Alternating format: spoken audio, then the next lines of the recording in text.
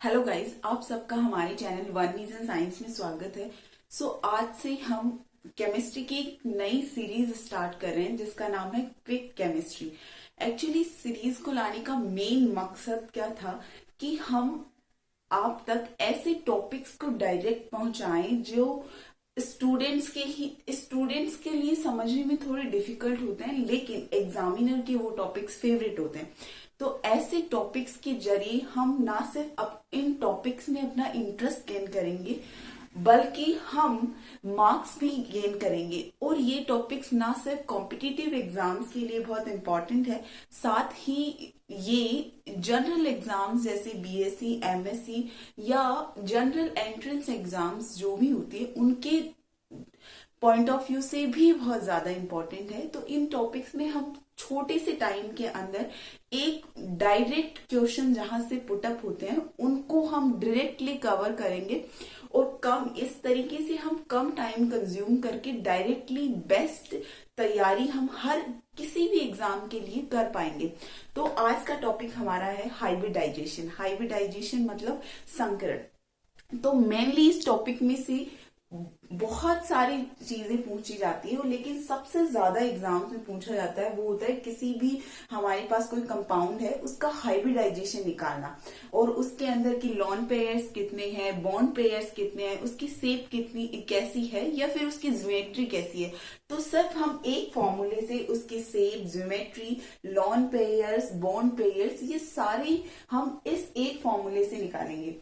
तो जनरली क्या है, हाइब्रिडाइजेशन का फॉर्मूला देख लेते हैं हम। हाइब्रिडाइजेशन में सबसे पहले कि कोई भी एटम की वैलेंस, सेंट्रल एटम जो एक जिसका हमें हाइब्रिडाइजेशन निकालना है, उस एटम के वैलेंस इलेक्ट्रॉन्स का मतलब होता है संयोजी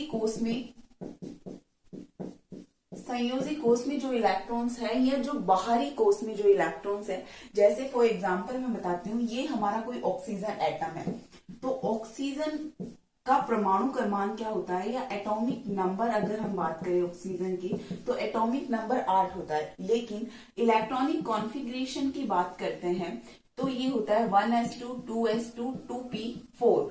और अब इस एटम का पूरा इलेक्ट्रॉनिक विन्यास है, लेकिन अगर हम इसके अंदर ओनली इसके वैलेंस सेल के इलेक्ट्रॉन्स काउंट करें तो जो सबसे बाहर का सेल है उसको हम क्या कहते हैं, वैलेंस सेल कहते हैं। किसी भी एटम के सबसे बाहर के सेल, जैसे ये सबसे बाहर का सेल है तो इसको हम क्या बोलेंगे, वैलेंस सेल बोलेंगे। जैसे 1 ये फर्स्ट सेल हो गया, 2 ये सेकंड सेल हो गया, तो ये सेकंड सेल ही इसका क्या है, बाहर का सेल है। इसमें टोटल इलेक्ट्रॉन्स कितने हैं, 6 इलेक्ट्रॉन्स है। तो ये 6 इलेक्ट्रॉन्स क्या हुए, इसके वैलेंस सेल के इलेक्ट्रॉन्स में हम काउंट करते हैं। तो इस तरीके से हम वैलेंस सेल निकालेंगे। सबसे पहले तो सेंट्रल एटम के वैलेंस सेल में कितने इलेक्ट्रॉन्स है ये काउंट करेंगे। फिर हम बात करेंगे वैलेंसी ऑफ साइड एटम। जैसे मान लिया कोई भी साइड एटम है, हाइड्रोजन साइड एटम दे रखा है, तो हाइड्रोजन के साइड एटम में ये कितनी वैलेंसी, मतलब ये स्टेबल होने के लिए इसे कितने इलेक्ट्रॉन्स की और रिक्वायरमेंट है, वो इसकी वैलेंसी कहलाएगी, है ना। साथ ही चार्ज ऑन कॉम्प्लेक्स, जैसे मान लिया SO4 2-, ये हमारे पास कोई कॉम्प्लेक्स है, इसके ऊपर क्या है, -2 चार्ज है। -2 चार्ज का मतलब क्या होता है कि माइनस का मतलब होता है कि इसने इलेक्ट्रॉन्स लिए हैं। तो जो भी चार्ज होगा, जैसे -2 चार्ज है तो यहाँ हम क्या करेंगे, उसके अपोजिट चार्ज से लिखेंगे। जैसे -2 है तो इधर क्या लिखेंगे, +2 लिखेंगे। और अगर +2 होता है तो इसका मतलब क्या होता है कि उसने 2 इलेक्ट्रॉन निकाले हैं, तो इसका मतलब लिखते हैं इसमें से 2 इलेक्ट्रॉन्स हम माइनस कर देते हैं।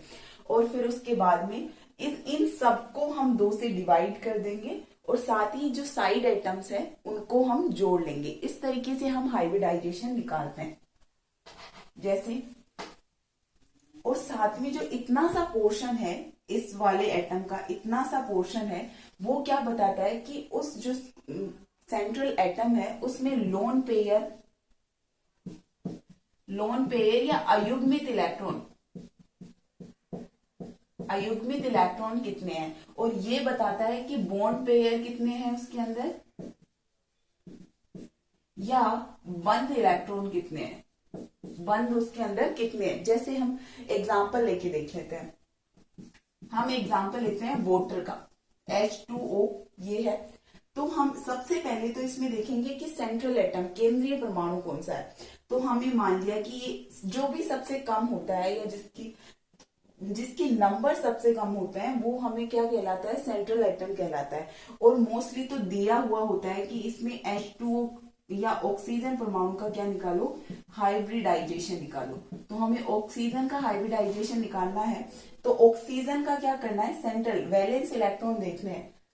ऑक्सीजन हमने सेंट्रल एटम के लिए लिया और इसी का हमें क्या निकालना है, संकरण निकालना है। तो इसके हाइब्रिडाइजेशन के लिए हम ऑक्सीजन के वैलेंस इलेक्ट्रॉन्स देखेंगे। तो हमने अभी अभी देखा कि ऑक्सीजन के वैलेंस में कितने इलेक्ट्रॉन्स होते हैं, 6 इलेक्ट्रॉन्स होते हैं। तो सबसे पहले ऑक्सीजन के वैलेंस शेल के इलेक्ट्रॉन्स लिख लिए हमने 6 इलेक्ट्रॉन, फिर माइनस चार्ज लगाया।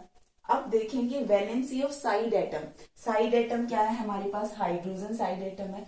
एक हाइड्रोजन के पास क्या होता है, हाइड्रोजन का इलेक्ट्रॉनिक कॉन्फिगरेशन 1s1 होता है।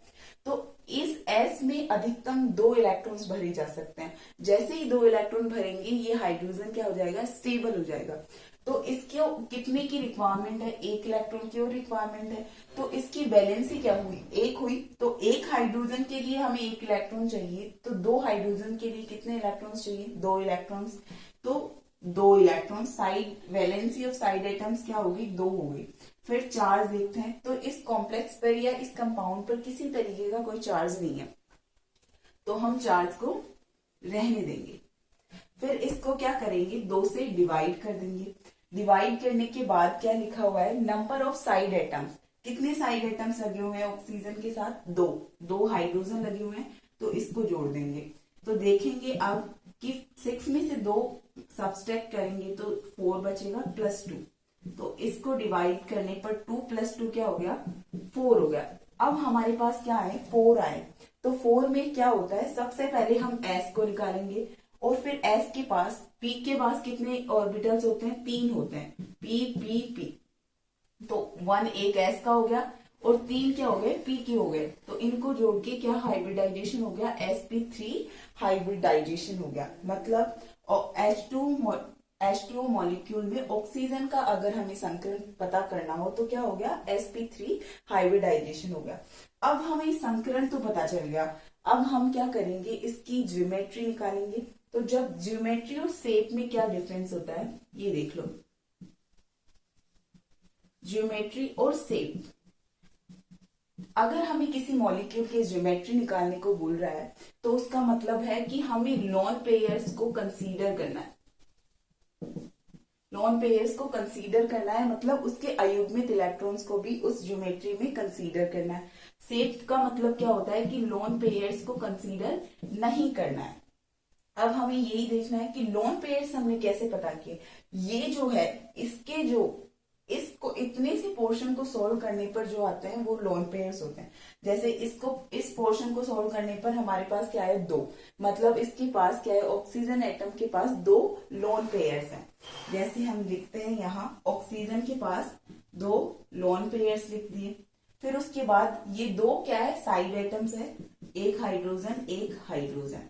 तो अगर हम बात करें ऑक्सीजन के लोन पेयर्स को भी कंसीडर करें तो इसकी ज्योमेट्री कैसे बनेगी, ऑक्सीजन टेट्राहाइड्रल की तरह बनेगी कि 2 तो हाइड्रोजन और 2 लोन पेयर्स।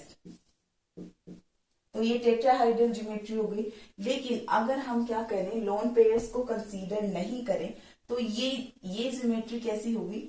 अगर हम लोन पेयर्स को कंसीडर नहीं करते हैं तो ये ज्योमेट्री कैसी हो गई, वी शेप की हो गई। तो अगर हमें शेप पता करनी हो तो शेप क्या होगी, वी शेप। और अगर ज्योमेट्री बतानी हो तो क्या हो गई, टेट्राहाइड्रल। सो इस तरीके से हमारा एक हाइब्रिडाइजेशन का टॉपिक कंप्लीट होता है। आई होप आप सबको समझ आया होगा। अगर समझ आया है तो प्लीज लाइक करें, शेयर करें। Thank you so much.